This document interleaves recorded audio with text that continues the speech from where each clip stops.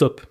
400 milliards d'euros. C'est le montant total que les Français ont placé sur leur livret A en ce moment. Et depuis juin 2024, la Banque centrale européenne a entamé un cycle de baisse des taux directeurs qui va mécaniquement faire passer le rendement de ce livret sous l'inflation réelle. En clair, 400 milliards d'euros sont en train de perdre de la valeur, en silence, légalement. Et la grande majorité de leurs propriétaires n'en savent rien. Ce n'est pas une crise soudaine, ce n'est pas un krach boursier, ce n'est pas une catastrophe visible. C'est un mécanisme discret, institutionnel, qui s'est accéléré en 2024 et 2025. Et ceux qui savent le lire ont déjà commencé à repositionner leur capital. Pendant que le reste des Français attend, confiant que leur livret A fait le travail, accroche-toi, on commence. Voilà la vraie question, celle que ta banque ne te posera jamais. Est-ce que ton argent travaille pour toi ? Ou est-ce qu'ils font lentement, en silence, pendant que tu dors ? Parce qu'il existe deux façons très différentes de perdre de l'argent. Et la plus dangereuse est celle que personne ne t'a expliquée à l'école. La première façon, c'est la perte nominale. Ton compte passe de 10 000 euros à 8 000 euros.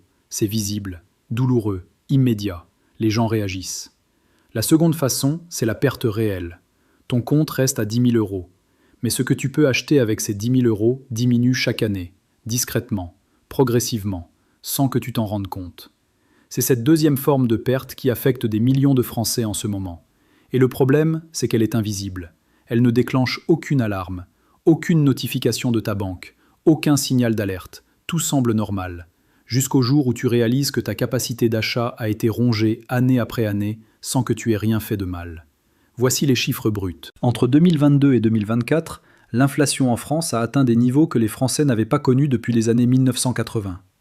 Le pic à plus de 6% en 2022 a littéralement détruit une partie significative de l'épargne de ceux qui avaient laissé leur argent dormir. Un panier de courses qui coûtait 100 euros en 2020 en coûtait plus de 120 euros en 2024. Si ton épargne n'a pas progressé d'au moins autant, tu as perdu du pouvoir d'achat.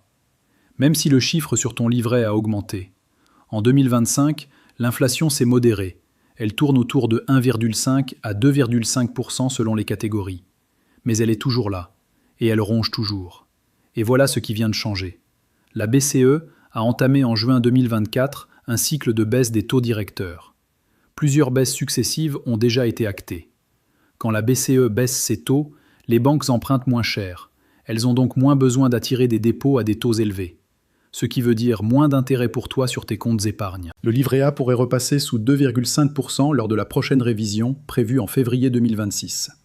Le livret d'épargne populaire, l'un des rares refuges vraiment intéressants ces dernières années, suit la même trajectoire baissière.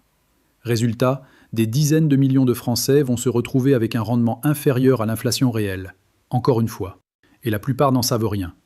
Restez jusqu'à la fin parce que je vais vous donner les 3 étapes concrètes que les épargnants avertis appliquent en ce moment. Pas de la théorie, des actions précises que tu peux commencer dès aujourd'hui. Mais avant, voici les 4 erreurs que font la grande majorité des Français. Et si tu les reconnais, c'est que cette vidéo arrive au bon moment. Erreur numéro 1. Tout concentrer dans un seul produit. Le livret A seul. Le compte courant seul. L'assurance vie seule en fonds euros.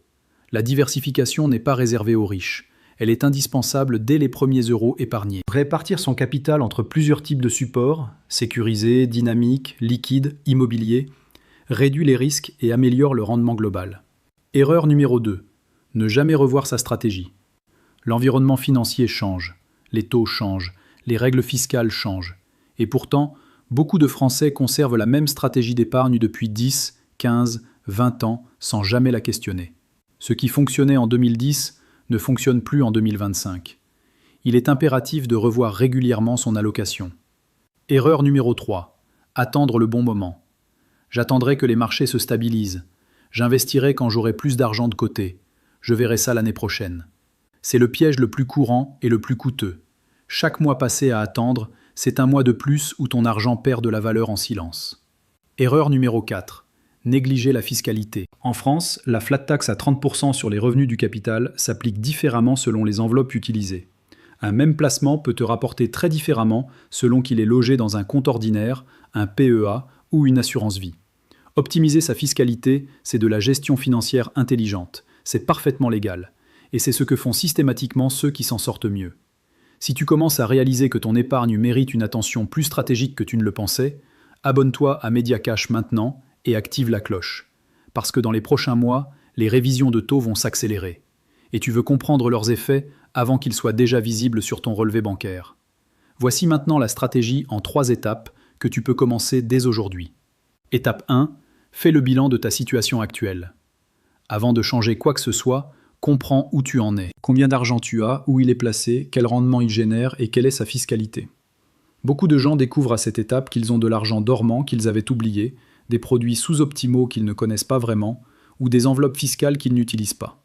Ce bilan peut se faire seul avec un tableur simple ou avec l'aide d'un conseiller en gestion de patrimoine indépendant.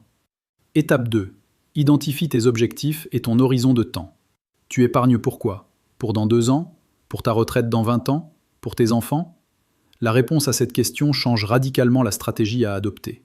Un objectif court terme nécessite de la liquidité et de la sécurité. Un objectif long terme peut tolérer plus de volatilité en échange d'un rendement supérieur. Beaucoup de Français ne se posent jamais cette question. Ils épargnent au cas où, sans horizon défini. Résultat, ils choisissent des produits trop sécurisés pour leurs objectifs réels et laissent leur rendement potentiel sur la table. Étape 3. Diversifie progressivement. Tu n'as pas besoin de tout changer d'un coup. Commence par optimiser ce que tu as. Vérifie si tu utilises pleinement ton plafond de LEP, 8 000 € actuellement. Ouvre un PEA si tu n'en as pas. Réoriente une partie de ton assurance vie vers des unités de compte si ton horizon est suffisamment long. Puis progressivement, explore d'autres pistes. SCPI, immobilier fractionné, fonds obligataires à court terme, ETF indiciels. L'idée n'est pas de tout réinventer, mais d'améliorer ta situation par étapes mesurées avec des décisions informées. Les épargnants avertis ne font pas n'importe quoi face à cette situation. Ils ne paniquent pas. Ils ne retirent pas tout en espèces. Ils repositionnent méthodiquement. Et les données publiées par la Banque de France depuis le début de l'année 2025 montrent des retraits inhabituels sur les livrets d'épargne réglementés, avec des flux qui se redirigent vers l'assurance vie en unités de compte, les actifs réels, les placements alternatifs. Ce mouvement ne fait pas la une de BFM. Il ne s'annonce pas. Il se produit discrètement. Pendant que la majorité des Français attendent. Bien sûr, il faut le dire clairement, rien dans cette analyse ne constitue un conseil financier personnalisé. Chaque situation est différente. Ce que nous faisons ici, c'est te donner les clés pour comprendre les mécanismes et poser les bonnes questions. La décision reste la tienne. Mais voilà la question que tu dois te poser ce soir. Pas « est-ce que mon argent est en sécurité ?» La vraie question c'est « est-ce que mon argent travaille autant que moi ?»